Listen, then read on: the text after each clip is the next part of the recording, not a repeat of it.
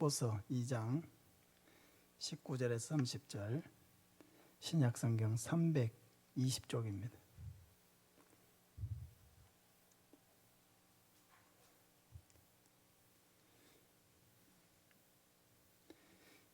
우리 한 절씩 교독하겠습니다. 내가 디모데를 속히 너희에게 보내기를 주 안에서 바람은 너희의 사정을 알므로 안위를 받으려 함이니,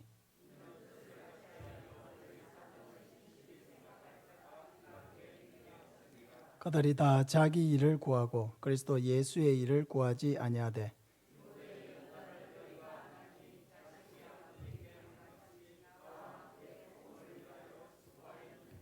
그러므로 내가 내 일이 어떻게 될지를 보아서 곧 이 사람을 보내기를 바라고, 그러나 에바브로디도를 너희에게 보내는 것이 필요한 줄로 생각하노니 그는 나의 형제요 함께 수고하고 함께 군사된 자요 너희 사자로 내가 쓸 것을 돕는 자라.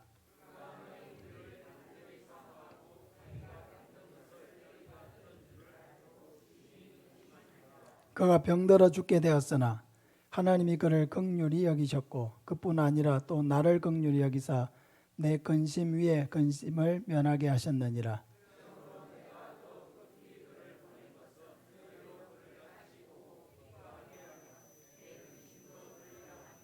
이러므로 너희가 주 안에서 모든 기쁨으로 그를 영접하고 또 이와 같은 자들을 존귀히 여기라. 그가 그리스도의 일을 위하여 죽기에 이르러도 자기 목숨을 돌보지 아니한 것은 나를 섬기는 너희의 일에 부족함을 채우려 함이니라. 아멘. 교회를 유익하게 하는 직분자라는 제목으로 말씀을 전하겠습니다. 다음 주일에 우리는 교회 직분자를 세우는 중요한 투표를 앞두고 있습니다. 집사와 권사를 세우려고 합니다. 교회에서 목사, 장로, 또 집사, 이 집사는 장립집사를 말하는 거죠. 권사, 이러한 직분을 항존직이라고 부릅니다. 권사직은 준항존직 이렇게 부르죠. 한번 직분을 받으면 그 직분이 계속 유지된다는 의미입니다. 이러한 직분은 교회에서 중직자에 해당이 되기 때문에 그 책임과 역할이 대단히 큰 직분자들입니다. 이러한 직분자들은 교회에서 세례교인의 3분의 2 이상의 지지를 받아야 선출될 수 있습니다. 그럼 교회가 이러한 중직자들을 세우는 이유가 무엇입니까? 다시 말하면 하나님께서 왜 이러한 중직자들을 교회에 세우시는 것입니까? 그것은 교회를 유익하도록 하기 위한 것이죠. 교회가 본연의 사명을 다할 수 있도록 또 다하면서 발전해 가는데 이런 헌신된 일꾼들을 뽑아서 교회의 유익을 도모하기 위한 것입니다. 이미 중직을 맡고 있는 분들이나 또 서리 집사로 세움을 받아서 섬기는 분들도 하나님께서 직분을 맡기시고 교회가 이러한 직분을 맡기는 그런 이유를 잊어버리면 안 됩니다. 한번 따라했으면 좋겠습니다. 직분자는 교회를 유익하게 섬겨야 합니다. 항상 이것을 기억해야 합니다. 나는 교회에 유익을 가져다 주는 직분자인가? 교회를 어렵게 하는 직분자인가? 항상 이것을 생각해야 되는 거죠. 교회 정치 제76조부터 보면은 집사 직분에 대해서, 그 후에는 권사 직분에 대해서 이렇게 명시가 되어 있습니다. 제76조 집사의 자격, 우리 한번 읽어볼까요? 시작. 65세 이하의 남자 세례교인으로 무엄하게 5년을 경과한 자, 2. 좋은 명성과 진실한 믿음과 지혜와 분별력이 있는 자, 3. 행위가 복음적이고 생활에 모범이 되는 자, 4. 본 교회에 등록한 후 2년 이상 경과된 자. 이렇게 되어 있습니다. 그 다음 제77조에 집사의 직무가 있습니다. 시작. 집사는 당회의 지도 아래 교회의 봉사와 교회의 서무, 회개와 구제에 관한 사무를 담당한다. 자, 85조에는 권사의 자격이 나옵니다. 권사의 자격. 시작. 45세 이상 65세 이하의 여자 세례교인으로 무엄하게 5년 이상 경과한 자. 2. 행위가 복음에 적합하고 생활에 모범이 되는 자. 3. 좋은 명성과 건전한 판단력을 가진 자. 4. 본 교회에 등록한 후 2년 이상 경과한 자. 자, 86조 권사의 직무가 있습니다. 시작. 권사는 당의 지도 아래 교인을 신방하되 특히 병자와 궁핍한 자, 환난 당한 자, 시험 중에 있는 자와 연약한 자를 위로하고 격려하며 교회의 덕을 세우기 위하여 힘쓴다. 이 교회 헌법에 보면은 이런 교리문답서들, 그리고 이제 교회 정치, 예배와 권징, 이런 항목들이 나눠져서 있는데, 이 교회 정치 76문부터 해가지고 집사와 권사의 직무와 역할에 대한 부분이 이렇게 명시가 되어 있습니다. 이렇게 명시를 해놓고 있는 이유는 이 직분들이 교회에서 중요하기 때문이고, 항상 이 직분자들이 이 직분을 맡고 있는 한에서는 내가 왜 교회에서 이렇게 중직자로 세움을 입었는가 하는 그 이유를 늘 생각하고, 또 나는 내가 세워진 그 직무에 합당한 일들을 잘 감당을 하고 있는가 항시 자기 자신을 점검하도록 하기 위한 것입니다. 사랑하는 여러분, 신앙생활을 하면은 모름지기 교회의 직분자 되기를 사모해야 합니다. 그런 마음이 있어야 좋은 것입니다. 특히 중직자가 되기를 사모해야 합니다. 그런 마음이 있는 것이 합당하고 귀한 것입니다. 그러나 이 직분에 영광도 있지만은 이 직분에는 또한 책임이 있다는 것을 항상 기억하면서 이 직무를 잘 감당해 나가야 하는 것입니다. 그럼 이 직분자가 교회를 유익하게 섬기도록 하기 위해서는 어떻게 해야 합니까? 첫째는 담임 목사와 항상 한 마음 한 뜻이 되어서 움직여야 합니다. 19절부터 보면은 내가 디모데를 속히 너희에게 보내기를 주 안에서 바람은 너희의 사정을 알므로 안위를 받으려 함이니 이는 뜻을 같이하여 너희 사정을 진실히 생각할 자가 이 밖에 내게 없음이라 하고 말하고 있습니다. 바울은 지금 이 편지를 쓰고 있을 때 로마의 가택 연금 중에 있습니다. 그러면서 그의 동역자 디모데를 이 빌립보 교회에 자기를 대신하여 보내어서 바울의 안부를 전하고, 또 이 빌립보 교회가 가지고 있는 목회적인 문제가 있었습니다. 그것은 여러 여성도들 간에 화합이 안 되고 서로 다투고 싸우고 미워하고 하는 그런 분열의 문제가 있었기 때문에 그 문제를 해결하기 위해서 디모데를 이렇게 보낸 것입니다. 이 디모데는 바울의 평생의 사역에 가장 좋은 동역자 중에 한 사람입니다. 1차 전도 여행 때 이 디모데의 고향이 루스드라죠. 바울이 루스드라에 가서 복음을 전했는데, 그때 이 디모데와 그의 어머니 또 그의 외할머니 다 예수님을 믿게 되었습니다. 그리고 바울의 2차 전도 여행 때 그때부터 본격적으로 바울의 선교팀에 동참을 해서 그때부터 시작해서 바울이 선교할 때까지 한결같이 이 바울과 함께 동력하고 협력했던 사람이 바로 이 디모데입니다.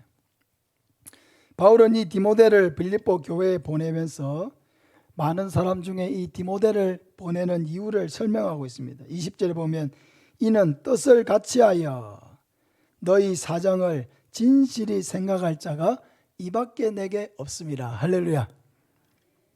이 말은 이런 말입니다. 빌립보 성도 여러분, 이 디모데야말로 나와 똑같은 마음으로 여러분의 일을 진심으로 걱정해 줄 수 있는 내게 있는 유일한 사람입니다. 이런 표현입니다. 그러니까 디모데가 바울의 둘도 없는 동력자였던 것은 항상 디모데가 바울과 한마음 한뜻이 되어서 모든 사역을 동력했기 때문입니다. 그러니까 디모데가 간 것은 바울이 간 것과 똑같은 거죠. 바울이 보낼 때는. 왜? 디모데의 마음이나 바울의 마음이 똑같기 때문에 바울은 지금 갈 수가 없는 상황이고, 그러나 디모데를 보내지만은 이 디모데는 바울과 똑같은 마음으로 가서 그들을 도와줄 수 있는 그런 마음을 가졌기 때문에 바울의 입장에서는 이 디모데를 보내는 것이 마음이 너무 편하고 좋은 것입니다. 사람을 보낼 때는 그런 걱정이 있잖아요. 사람 마음이 내 마음 같지는 않을 텐데, 이런 거 있잖아요. 다른 사람의 마음이 내 마음 같지는 않을 텐데, 그런 생각이 들면은 보내면서도 불안하죠. 정말 내가 지금 생각하고 뜻하는 이런 대로 일을 잘 처리해 줄 건지, 아니면 일을 또 자기 마음대로 성격대로 그냥 이렇게 해가지고 오히려 더 어려움이 생기는 것은 아닌가, 그런 걱정이 생기는 거죠. 근데 디모데는 걱정할 필요가 없는 사람이라는 거죠. 똑같은 마음으로 해줄 수 있는 거니까. 이렇게 항상 바울은 이 디모데에 대해서 의지도 많이 했지만은 이 디모데도 항상 바울과 마음을 합해서 그 모든 사역을 감당했기 때문에 바울은 순교하는 그날까지도 가장 신뢰하는 사람은 이 디모데였고, 순교 직전에 보고 싶었던 사람도 이 디모데였고, 순교한 후에도 마음 놓고 자기의 일을 맡길 수 있는 사람도 이 디모데였습니다. 사랑하는 여러분, 이미 직분자로 세워져서 사역하고 있는 분들도 마찬가지, 그리고 다음 주에 또 중직자로 세워질 분들도 항상 이것을 잊어버리면 안 되는 것입니다. 하나님께서 교회를 목사에게 위임하여 이렇게 사역하게 하시는데, 목사는 모든 일들을 다 돌볼 수 없습니다. 또 우리 교회와 같이 모든 설교를 저 혼자 다 감당해야 되는 이런 경우는 사실 설교 준비만 지금 우리 기도회까지 11번을 제가 일주일 동안 하지 않습니까? 이 설교 준비하는 것만 해도 저에게는 엄청난 짐이 되는 거예요.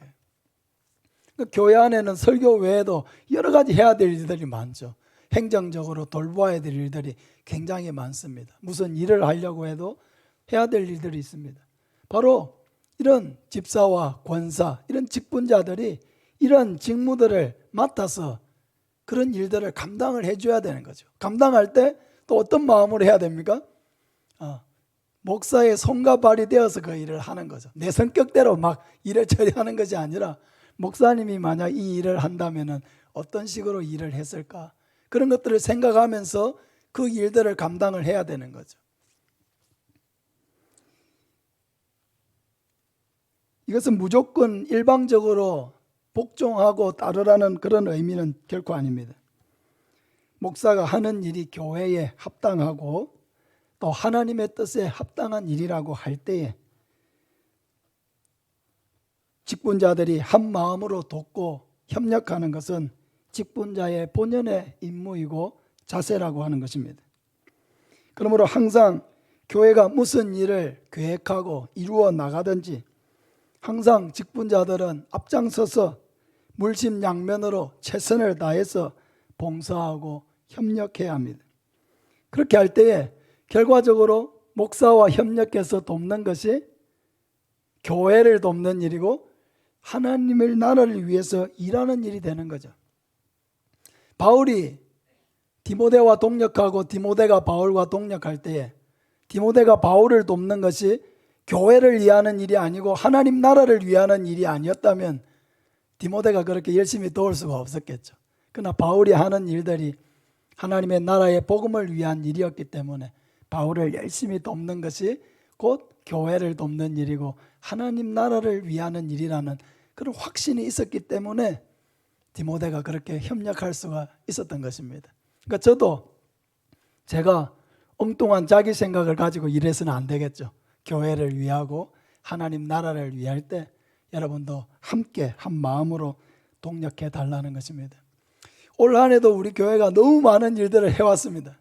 제 마음속에 해야 되겠다 생각했다가 하지 못한 일이 하나도 없어요. 마음속에 뭔가를 생각하고 이런 일들을 교회를 위해서 해야 되겠다.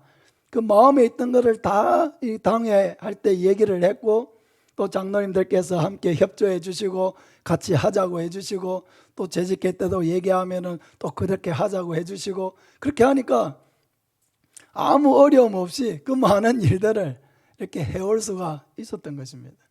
이번 초청주의를 앞두고도 얼마나 많은 일들이 정말 있었습니까? 근데 그 많은 일들을 하나하나 다 할 수 있었던 것은 우리 장로님을 비롯해서 모든 중직자들, 재직회원들 한 마음으로 이 모든 일을 협력했기 때문에 감당한 것입니다. 그러니까 저는 항상 우리 하이교회 목사인 것을 항상 자랑스럽게 여기고 감사하는 마음이 있습니다.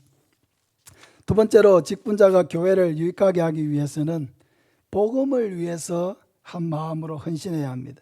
22절에 보면은 디모데의 연단을 너희가 안 하니 자식이 아버지에게 함같이 나와 함께 복음을 위하여 수고하였느니라. 바울이 디모데를 가리켜서 나와 함께 복음을 위하여 수고하였다 이렇게 칭찬하고 있습니다.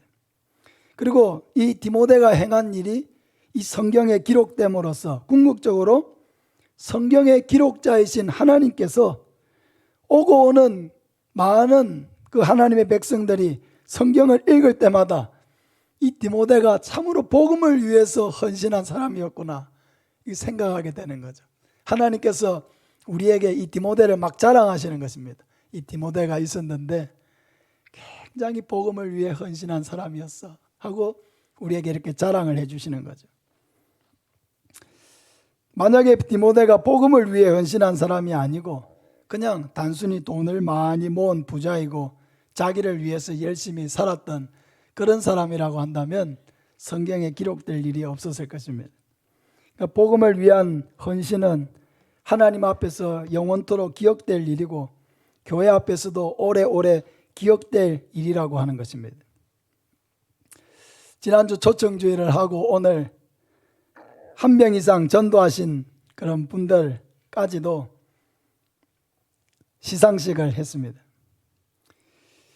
복음을 위한 수고와 그 헌신을 또 교회가 기억하기 위함이고 또 작은 선물로 또 상으로서 보답하는 것은 하나님 나라에서 더 큰 상이 우리를 위해 기다리고 있다는 것을 상징적으로 보여주기 위한 것입니다.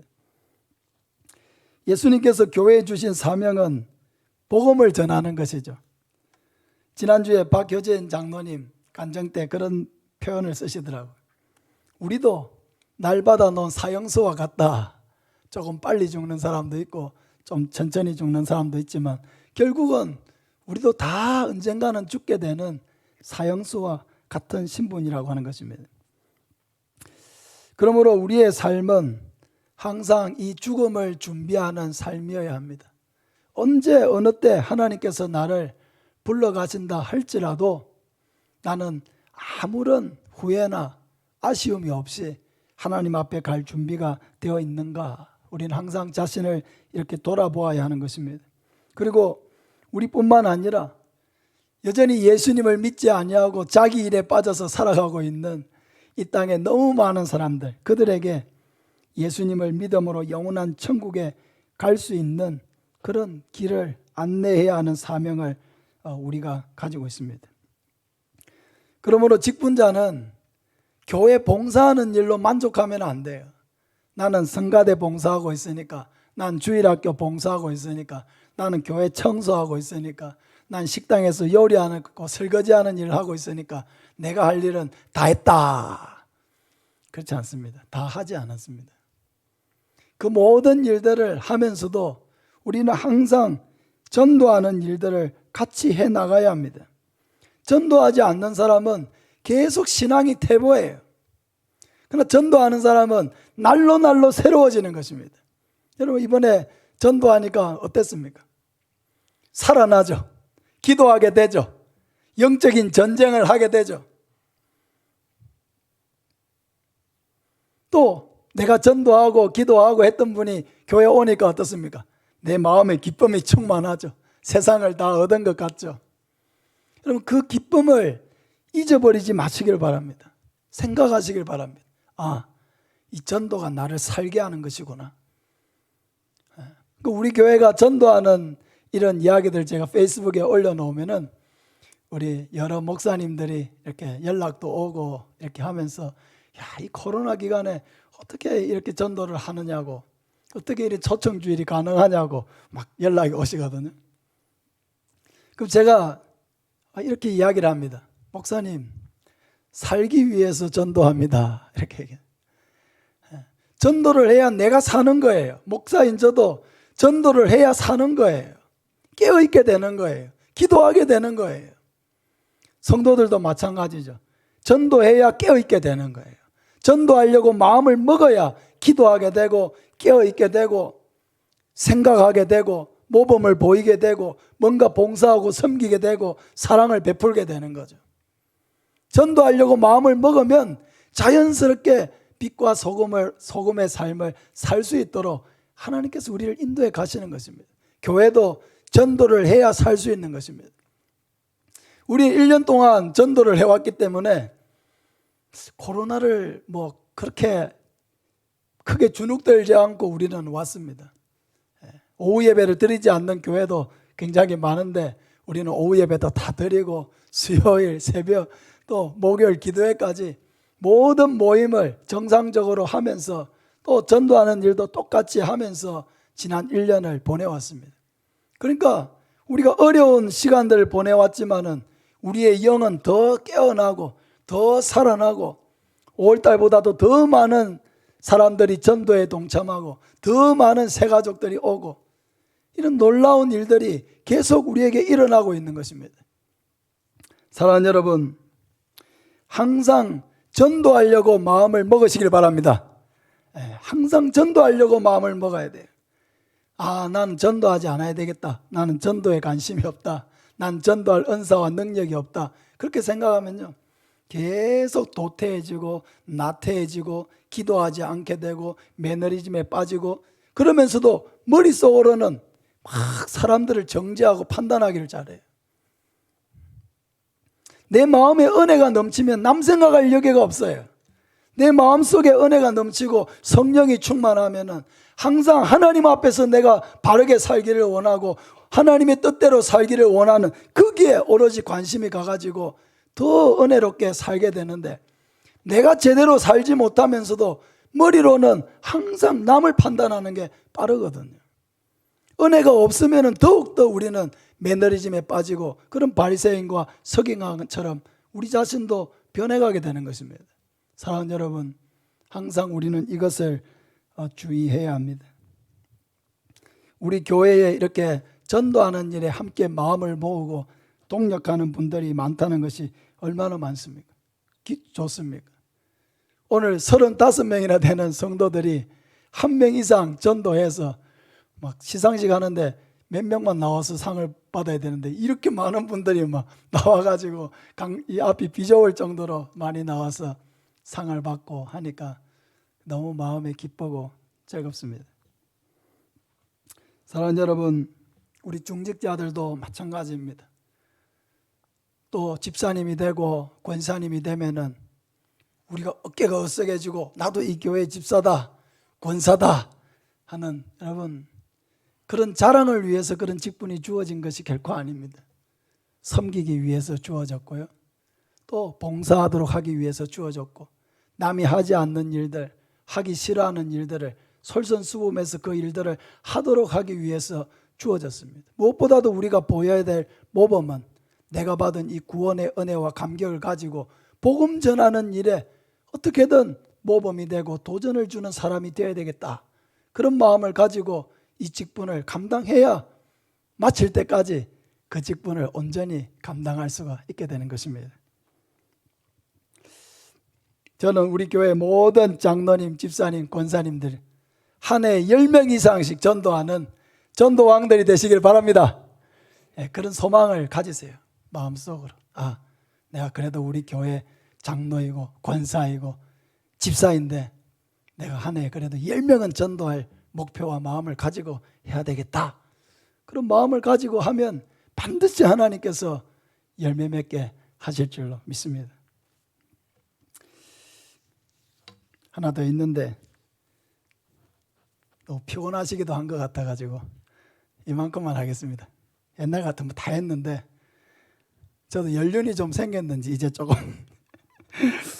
예, 사랑하는 여러분, 한 주간 기도하면서 다음 주에 귀한 직분자들을 세울 수 있기를 바라고, 또 결과가 어떠하든지 하나님 앞에서 겸손하게 모든 결과들을 인정하고 받아들이시길 바랍니다. 또 지지를 받아서 뽑힌 분들은 더 겸손하게 내가 하나님을 섬기는 일꾼이 되어야 되겠다, 그런 마음을 가지시고, 혹시 내가 뽑히지 못해도 내 자신이 아직 하나님 앞에 부족하구나, 더욱 겸손하게 하나님을 섬겨야 되겠다, 그런 마음을 가지고 더 열심히 봉사하는 그런 봉사자들이 되시길 바랍니다. 그래서 이번 직분자를 선택하는 이 일이 우리 교회에 큰 유익이 되고 또 하나님께도 큰 영광이 되는 그런 복된 시간들 되기를 예수님의 이름으로 축복합니다. 우리 320장 찬송하겠습니다.